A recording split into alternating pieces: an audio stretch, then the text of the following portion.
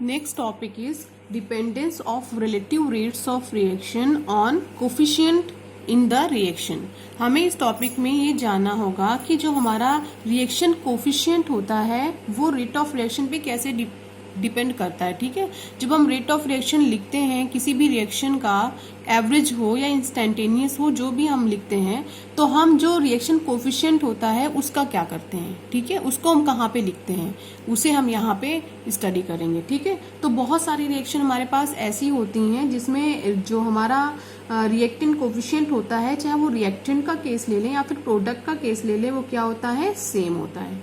ठीक है, तो देखें ऐसा एक एग्जाम्पल हम देख लेते हैं पहले. जैसे हमारे पास थायोनिल क्लोराइड है. जब आप थायोनिल क्लोराइड का डिकम्पोजिशन करते हैं, लिख दे रही हूँ SO2Cl2, जब आप इसको डिकम्पोज करोगे तो आपको SO2 मिलती है और Cl2 गैस मिलती है. इस रिएक्शन में देखिए, इस रिएक्शन को SO2 क्या है, हमारा बैलेंस है, Cl2 भी हमारा क्या है, बैलेंस है. इसका मतलब क्या है कि इस रिएक्शन में हमें स्टोकियोमेट्रिक कोफिशिएंट तो मिला ही नहीं, मिला है मतलब 1 1 1, तीनों में 1 1 1 मिला हुआ है. ठीक है, तो तीनों में रिएक्टेंट और प्रोडक्ट दोनों के केस में हमारा स्टोकियोमेट्रिक कोफिशिएंट क्या है, सेम है. तो अगर इसका हमें रेट ऑफ रिएक्शन लिखना पड़े तो वो बहुत ईजी है. हमारे रेट ऑफ रिएक्शन बहुत इजी होगा हमारे लिए. देखिए कैसे लिखेंगे. ROR इज इक्वल टू, हमें पता है रिएक्टेंट के केस में हम क्या लगाते हैं, माइनस लगाते हैं. क्यों माइनस लगाते हैं, क्योंकि रिएक्टेंट हमारा कंटिन्यू डिक्रीज होता है और प्रोडक्ट हमारा इंक्रीज होता है. ठीक है, तो delta concentration of SO2Cl2 divided by delta T. भाई डेल्टा क्या है, चेंज को रिप्रेजेंट देता है, change in concentration of SO2Cl2 with respect to time. यही हमारा रेट ऑफ रिएक्शन की डेफिनेशन है, उसी के अकॉर्डिंग हमने इसको लिख दिया है.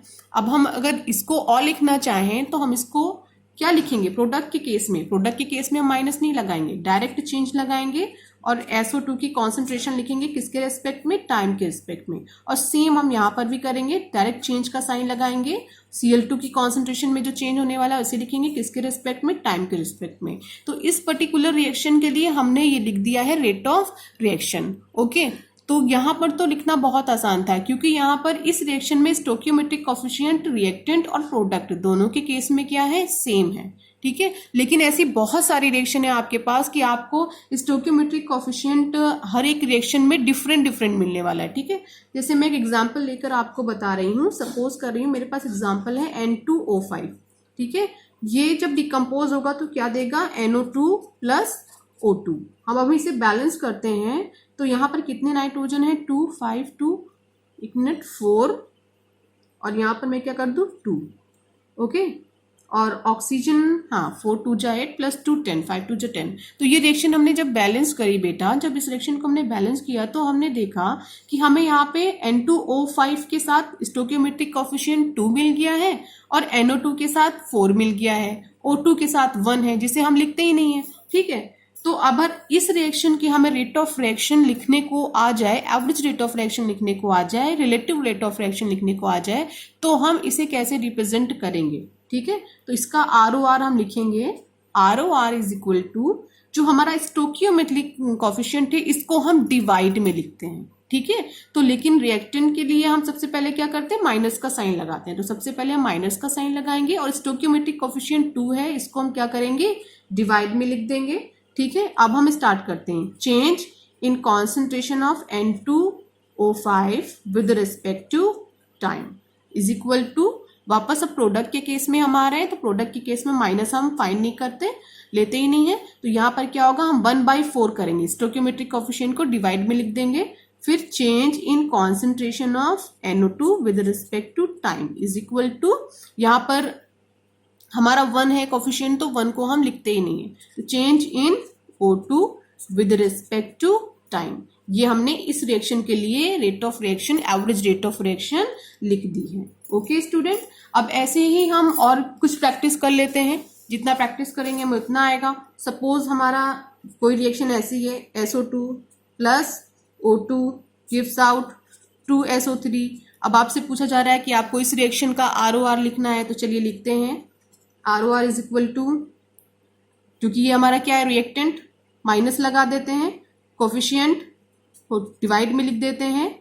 Change in concentration of SO2 with respect to time is equal to O2 भी हमारा रिएक्टेंट है, माइनस लगा देते हैं, change in concentration of O2 with respect to time is equal to, हम आते हैं प्रोडक्ट की तरफ, तो प्रोडक्ट हमारा क्या है 1/2, माइनस लगाने की जरूरत नहीं है, फिर change in concentration of SO3 with respect to time, हमने इस रिएक्शन के लिए भी ROR लिख लिया।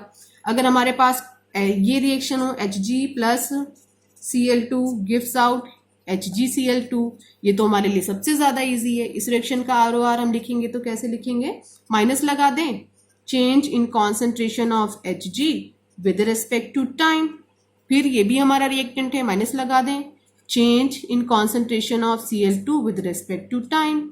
अब ये क्या हमारा प्रोडक्ट है और माइनस लगेगा नहीं, तो change in concentration of Hg2Cl2 with respect to time.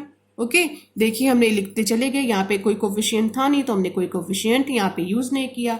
लेकिन अगर आपके सामने बेटा कोई आयोनिक रिएक्शन आ जाए तो उस आयोनिक रिएक्शन का आप कैसे रिप्रेजेंटेशन देंगे उसको भी देख लीजिए। सपोज करते हैं कि हमारे पास आयोनिक रिएक्शन है 5Br negative plus BrO3 negative plus 6H positive gives out 3Br2 plus 3H2। ये आयोनिक रिएक्शन है और इस रिएक्शन का हमें ROR जो है लिखना है। तो देखते हैं ROR इज इक्वल टू, सबसे पहला रिएक्टेंट लेते हैं, माइनस का साइन लगाते हैं, coefficient 1/5, change in concentration of Br negative with respect to time is equal to, अब यहाँ आते हैं, यहाँ पे कोई कोफिशिएंट है ही नहीं तो क्या करते हैं, change in concentration of BrO3 minus with respect to time is equal to, हम इधर आते हैं, यहाँ पे हमारे कोफिशिएंट है माइनस, ये भी हमारा रिएक्टेंट है 1/6, change in concentration of H positive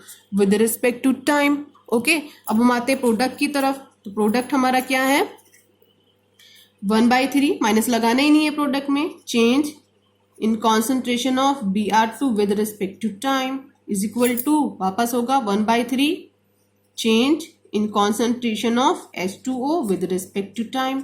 ऐसे हमें किसी भी कोई भी रिएक्शन मिल जाएगी, हम कोफिशिएंट को चेक करेंगे, रिएक्टेंट और प्रोडक्ट को चेक करेंगे और अपना ROR बहुत इजीली लिख सकते हैं। Okay student.